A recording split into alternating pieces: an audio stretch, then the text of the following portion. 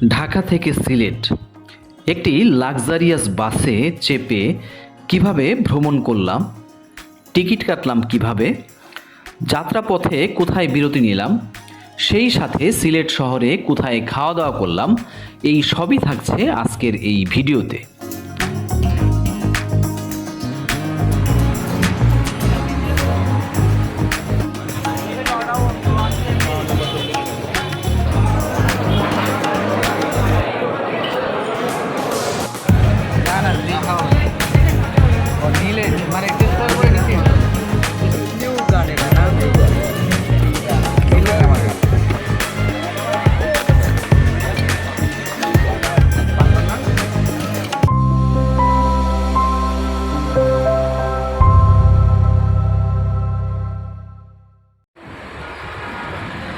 (2025) সালের মে মাসের প্রায় শেষের দিকে রাতের বাসে আজকে আমরা যাচ্ছি ঢাকা থেকে সিলেট। আর এজন্য আমরা এখন চলে এসেছি গ্রিন লাইন পরিবহনের আরামবাগ কাউন্টারে। এখান থেকেই রাত 11:30টার বাসে আমরা সিলেটের উদ্দেশ্যে যাত্রা শুরু করব। বিন্দুবাবু অনুযায়ী পার্কিং ব্রেকে অবস্থান কত গাড়িতে উঠে নিজ নিজ আসন স্টার্টের মাধ্যমে টিকিট থেকে চেক করে নেওয়ার জন্য বিনীতভাবে অনুরোধ জানাচ্ছি। আপনার যাত্রা হোক শুভ সুন্দর নিরাপদ আনন্দময় এই কামনা ধন্যবাদ। ধন্যবাদ সবাইকে। কোড 508। এখন রাত প্রায় 11:30। ইতোমধ্যেই গ্রিন লাইন পরিবহনের নির্ধারিত বাসটি আরামবাগ কাউন্টারে চলে এসেছে। আমরা লাগেজ বাসের বক্সে দিয়ে বাসে উঠে বসলাম।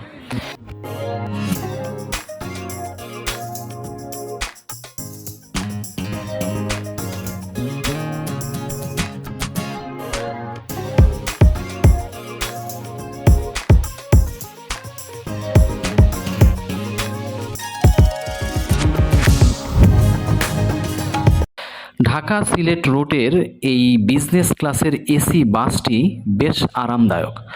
পা রাখার জন্য সিটের সামনে পর্যাপ্ত জায়গাও রয়েছে।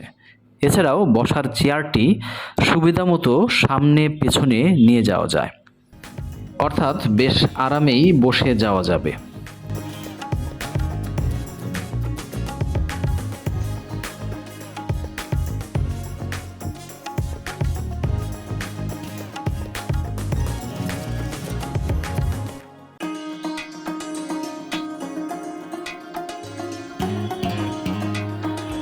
বাসটি নির্ধারিত সময়েই আমাদেরকে নিয়ে সিলেটের উদ্দেশ্যে যাত্রা শুরু করেছে। আশা করছি সঠিক সময়েই আমরা সিলেট শহরে পৌঁছে যেতে পারব। ঢাকা থেকে সিলেটের দূরত্ব প্রায় 250 কিলোমিটার।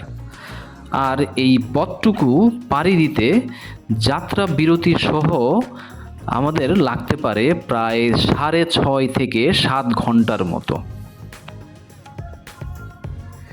যেহেতু রাতে আমরা ভ্রমণ করছি, তাই এই সময়ে গায়ে কম্বল জড়িয়ে অনায়াসেই একটি লম্বা ঘুম দিয়ে দিতে পারবো।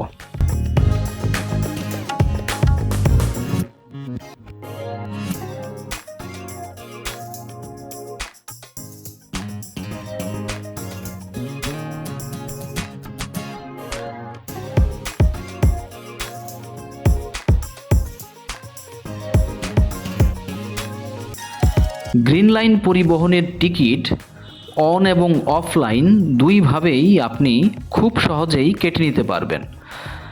আমরা এই পরিবহনের ওয়েবসাইটে গিয়ে ঢাকা সিলেট রুটের এই টিকিটটি কেটে নিয়েছিলাম।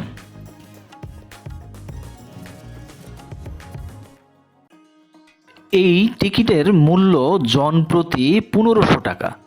তবে অনলাইন থেকে টিকিট কাটার জন্য ট্রানজ্যাকশন ফি সহ আমাদের জনপ্রতি খরচ পড়েছিল 1534 টাকা।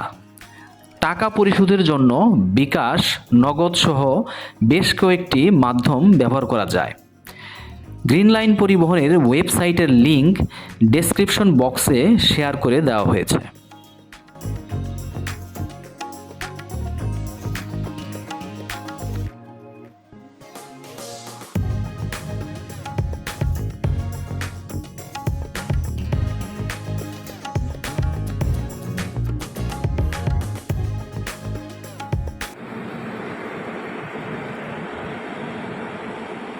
এখন রাত 3টা বাজে। ইতোমধ্যেই আমরা ভৈরব চলে এসেছি, আর এখানেই আমরা যাত্রা বিরতি করছি। যে রেস্টুরেন্টে আমরা থেমেছি সেটি হলো জান্নাত রেস্টুরেন্ট অ্যান্ড রিসোর্ট। এই রেস্টুরেন্টের ভেতরে বসার জায়গা এরকম। এখানে অনেক ধরনের খাবার পাওয়া যায়।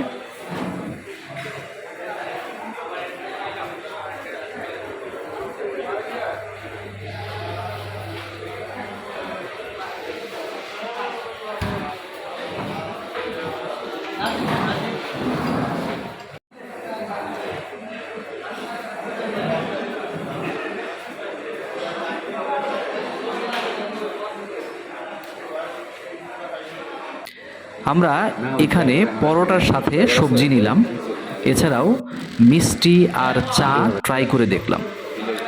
আপনারা এখানে পরোটা খেতে চাইলে গরম গরম ওই মুহূর্তে ভেজে নিয়ে আসতে বলবেন, তাহলে খাবার খেতে ভালো লাগবে।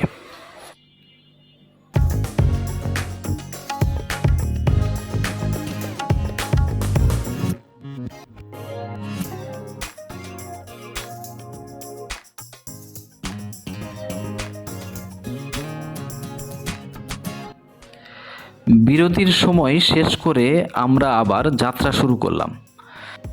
ভৈরবের সীমানায় কিছু দূর যেতেই আমরা জ্যামের কবলে পড়লাম। বাইরে গুড়ি গুড়ি বৃষ্টি হচ্ছে, রাস্তা পিচ্ছিল কর্দমাক্ত। ঢাকা সিলেট রোডের 4 লেনের রাস্তার কাজ চলছে, আবার কোথাও কোথাও বন্ধ হয়ে গিয়েছে, আর এজন্য খোঁড়াখুড়ির অনেক জায়গায় বালি কাদার কারণে যানবাহন চলতে বাধা সৃষ্টি হচ্ছে, তৈরি হচ্ছে যানজটের। আমাদের বাসটি ধীরে ধীরে চলছে, আবার থেমে যাচ্ছে।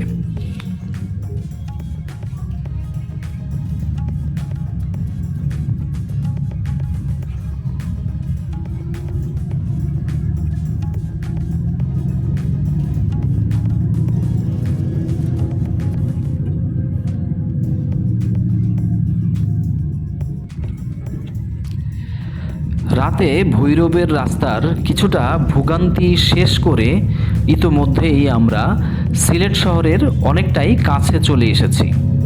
চারিদিকটায় ভোরের আলো ছড়িয়ে পড়েছে, আর ঘন্টা খানিকের মধ্যেই হয়তো আমরা সিলেট শহরে পৌঁছে যেতে পারবো।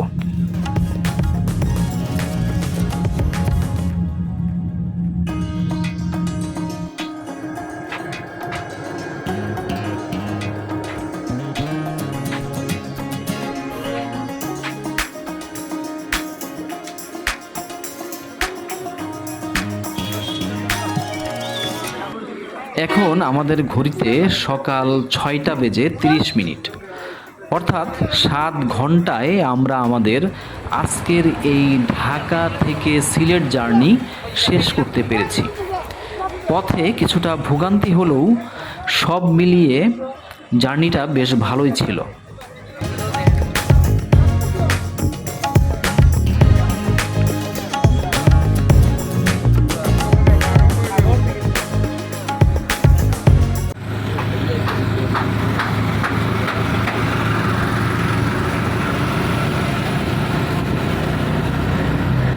এখন আমরা সিএনজি অটো রিকশায় হোটেলে যাচ্ছি।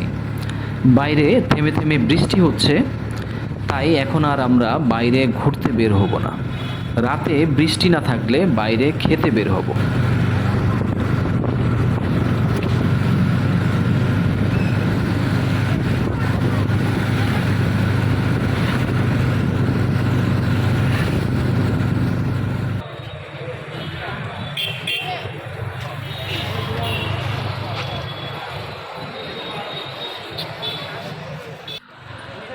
রাতের খাবার খেতে এখন আমরা চলে এসেছি সিলেটে পর্যটকদের কাছে খুবই প্রিয় একটি রেস্তোরাঁ পানশিতে।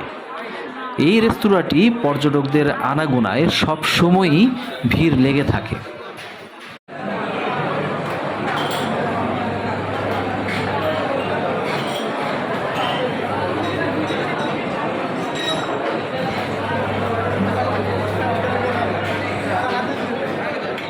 এই রেস্তোরাঁর ভেতরে প্রবেশের মুখেই চোখে পড়বে বাহারি পানের দোকান। আপনারা চাইলে খাবারের পরে এখান থেকে স্বাদ নিতে পারেন নানান স্বাদের পানের।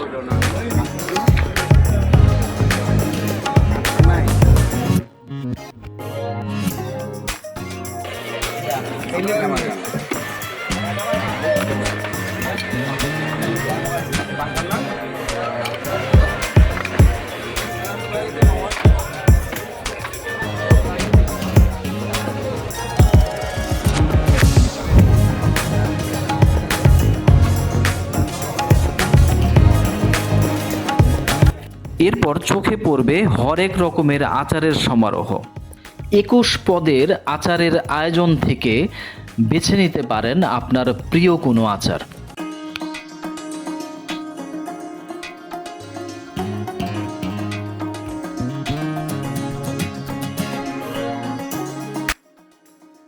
জুস কর্নার, কাবাব, গ্রিল, নান কিংবা পরোটা কর্নার চোখে পড়বে এর পরেই।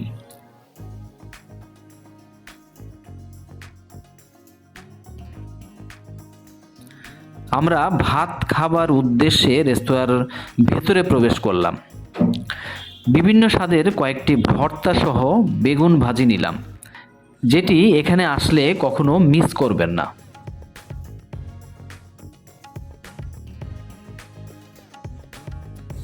এছাড়াও ছোট ট্যাংরা এবং রুই মাছ, সেই সাথে ডাল নিলাম ভাত খাবার জন্য। সব মিলিয়ে খাবারটা বেশ ভালো ছিল এবং দামেও অনেকটাই সাশ্রয়ী।